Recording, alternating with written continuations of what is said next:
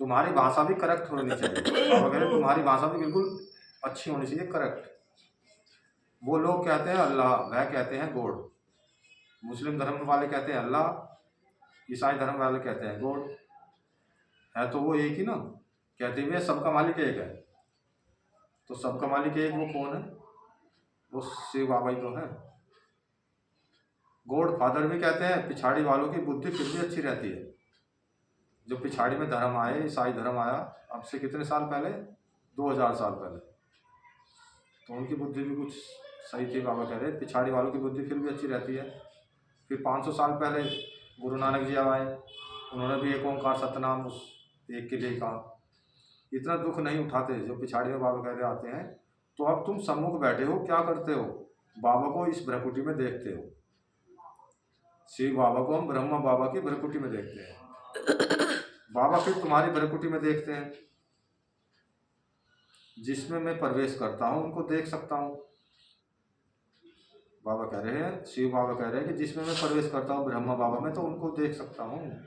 वह तो बाजू में बैठा है भाई। एक ज्योति तो शिव बाबा ज्योति है और एक ज्योति उनके अंदर पहले बैठी है, ब्रह्मा बाबा की आत्मा। यह बड़ी समझने की बात है। बाबा कह रहे हैं मैं इनके बाजू में बैठा हुआ हूँ। ब्रह्मा बाबा के शरीर में, भ्रकुटी में उनकी आत्मा बैठी है ब्रह्मा बाबा की, और वहीं बाजू में शिव बाबा बैठ कर सुनाते हैं। यह भी समझता है। कौन समझता है? ब्रह्मा बाबा, कि हमारे बाजू में बैठा है। तुम कहेंगे हम सामने दो को देखते हैं। ब्रह्मा बाबा कहेंगे कि हमारे बाजू में बैठा है, और हम कहेंगे कि हम सामने दो को देखते हैं। ब्रह्मा बाबा का चित्र है ना, तो ब्रह्मा बाबा तो है ही है, और ब्रह्मा बाबा की भ्रकुटी में शिव बाबा। बाप और दादा दोनों आत्मा को देखते हैं। तुम्हारे में ज्ञान है। बाप दादा किसको कहते हैं?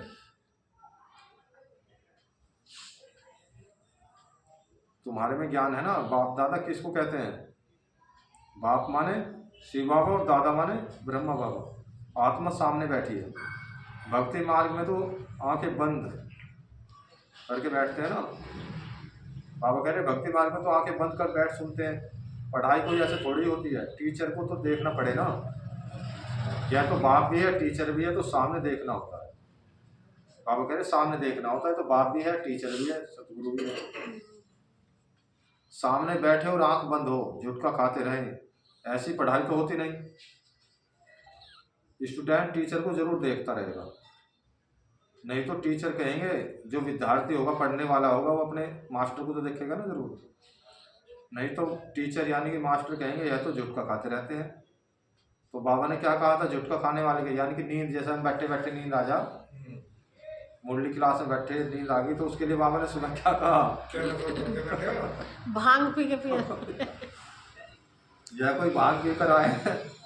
कभी कभी आप किसी की वीडियो बनाना, उसे बताइए ना, तो वो ऐसा झुटका खा रहा है जैसे बिल्कुल भांग पी ली हो। तो बाबा ने किसी को देखा होगा, कल भी बना दूं। बाबा ने किसी को देखा होगा ऐसे बैठे हुए, तो उन्होंने उस टाइम पे कह दे कि कोई भांग पी कर आए हैं। तुम्हारी बुद्धि में बाबा इस तन में है। मैं बाबा को देखता हूँ। बाप समझाते हैं यह क्लास कॉमन नहीं है। शिव बाबा में समझा रहे हैं कि ये क्लास कोई कॉमन नहीं है, मतलब हर जगह चलने वाली क्लास नहीं है, जन्म जन्मांतर चलने वाली क्लास नहीं है। तो एक ही जन्म चलती है। जो कोई आंख बंद कर बैठे, बाबा कहते कॉमन नहीं है जो आंख बंद करके बैठोगे। स्कूल में कभी कोई आंखें बंद करके बैठते हैं क्या? और सत्संगों को स्कूल नहीं कहा जाता। बल गीता बैठ सुनाते हैं, परंतु उसको स्कूल नहीं कहा जाता। वह कोई बाप थोड़ी है जिसको देखें। कोई कोई शिव के भक्त होते हैं तो शिव को ही याद करते हैं, कान से कथा सुनते रहते हैं। शिव की भक्ति करने वालों को शिव को ही याद करना पड़े। कोई भी सत्संग में प्रश्न उत्तर आदि नहीं होता है। यहाँ होता है, यहाँ तो प्रश्न उत्तर भी होता है, सत्संगों में तो नहीं होता है सर। तो ये सच्चा सच्चा सत्संग तो यही है ना शिव बाबा का। यहाँ तुम्हारी आमदनी बहुत है। बाबा कहते हैं आमदनी में कभी उबासी नहीं आ सकती। धन मिलता है ना तो खुशी होती है, धन मिलता है ना तो खुशी होती है। उबासी गम की निशानी है।